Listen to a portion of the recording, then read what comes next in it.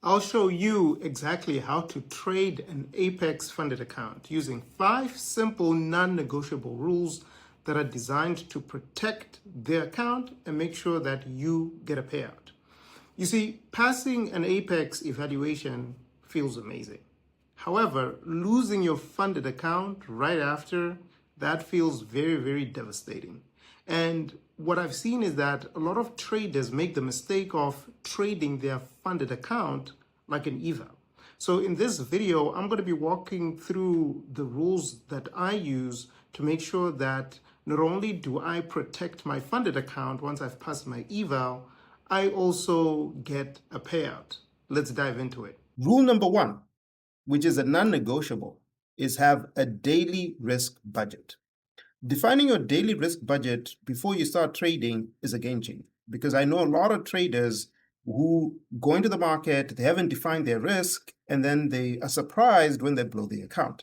Now, when you're trading a $50,000 Apex performance account, you have a trading threshold of $2,500 when you start. Now, I want you to reframe your mind from the illusion of you thinking that you have a $50,000 account. No, you have a $2,500 account, because the $2,500, that's your trading threshold.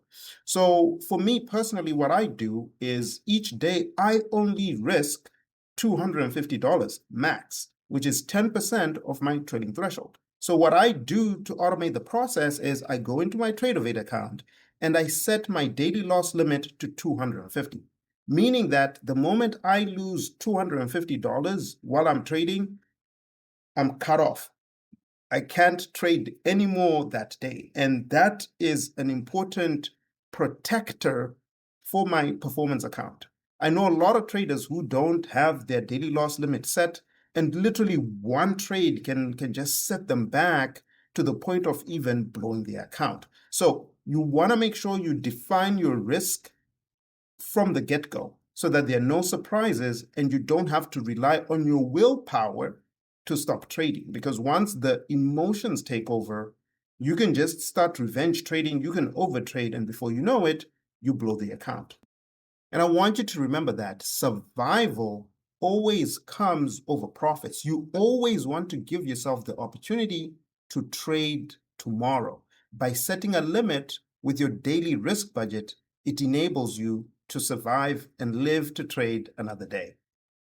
Rule number 2, trade micros first. So when you start trading your performance account, I think it's super important for you to really shift your mindset from trading minis to actually trading micros. And the reason why I say that is because micros just give you more room, more margin for error. They actually reduce the emotional error. When you're trading minis, your mistakes are magnified, because think about it. If you have a $2,500 trading threshold and you're trading multiple micros, you have to be precise, you have to be accurate with your entries.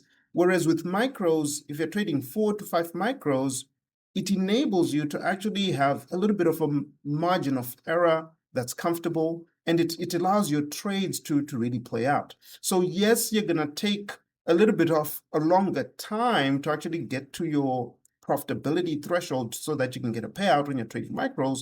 But the key point when you're trading first is to actually survive.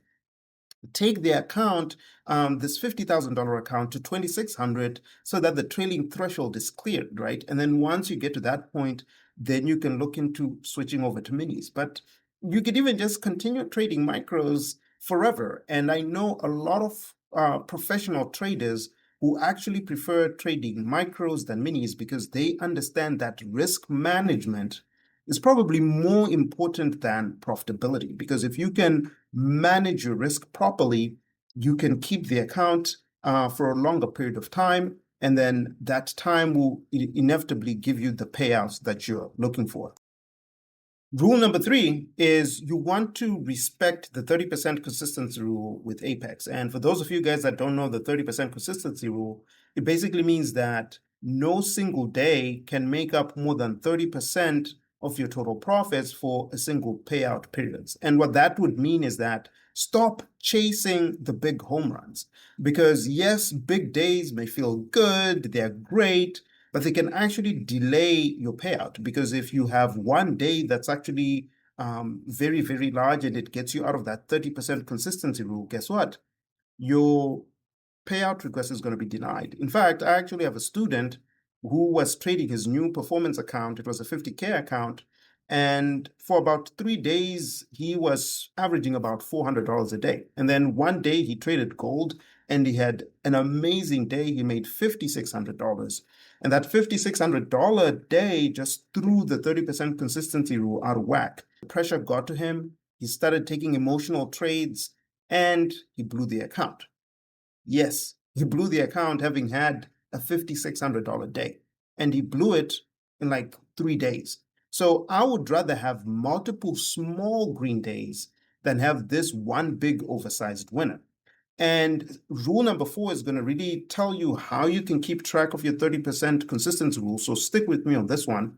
But what I just want to close out rule number 3 with is that funded accounts, they really reward consistency, not luck. So consistency is the thing that you really want to focus on when you're now trading a PA, rather than just having these random lucky wins. Rule number 4, it talks about planning and journaling. So the way you're going to be able to make sure that you stay within the 30% consistency rule is by actually having a game plan before you start trading. You define your setup, the risk and reward that you're looking for. And because you're already defining this before you start trading, you will know that, hey, if you actually hit your goal, you're going to stay within that 30% consistency rule. So going into the market with a pre-market game plan is important. Within my community, every single weekday, we have a pre-market analysis that starts at 9 a.m. Eastern Standard Time. So as a community, we want to go into the markets with a game plan of what we're looking for and what conditions are going to be ideal for us to take a trade and what conditions are not going to be ideal for us to trade. So we know what we're looking for and we know what we're not looking for. So we're not just taking random trades. And then after the session, it's super important for you to journal. And what journaling does, it helps you go back and see like, okay, this was my plan and this was my execution. Did I stay on plan? Did I manage my emotions? Did I break any rules? And, all of that.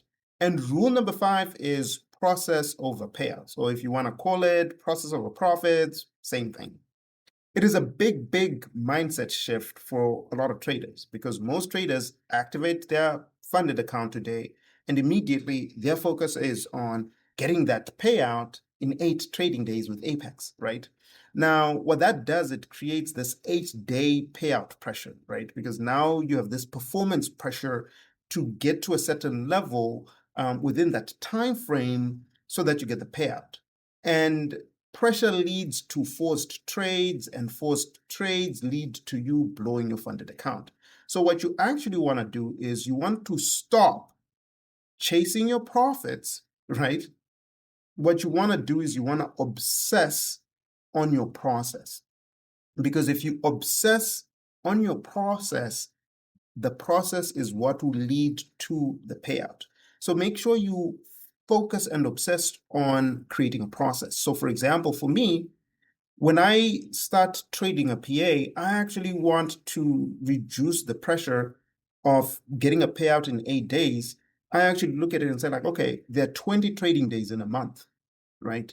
So if I make $100 or $150 or even $200 a day on this PA in 1 month, this PA will be ready for a payout. So because I've given myself a much longer runway to deliver on the result, I don't have that 8-day payout pressure that's hovering over my head.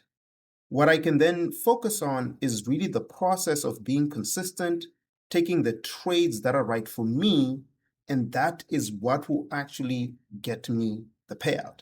And I know that for a lot of traders, this is very boring, but it's intentionally boring because it is the boring traders that actually get paid. People who follow a defined process rather than chasing profits. So when you start trading your performance account, this is going to be a big unlock. You want to focus on your process over your payouts. So if you've passed an Apex Eval but lost your performance account, it could be not because of a bad strategy, but it was really maybe because you had bad rules. These 5 rules that I've just shared will help you stay funded. And I've actually created a PA checklist that you can actually download in the description. So feel free to go into the description and grab that PA survival checklist. Now, if you want help implementing this, I do have a mentorship community. So just click the link in the description and apply to join the mentorship group. And if you need to actually pass an eval, I have a video that I created that shares the strategy that I use to pass my evals. So make sure you check that video out. And I will see you guys in the next video. Take care.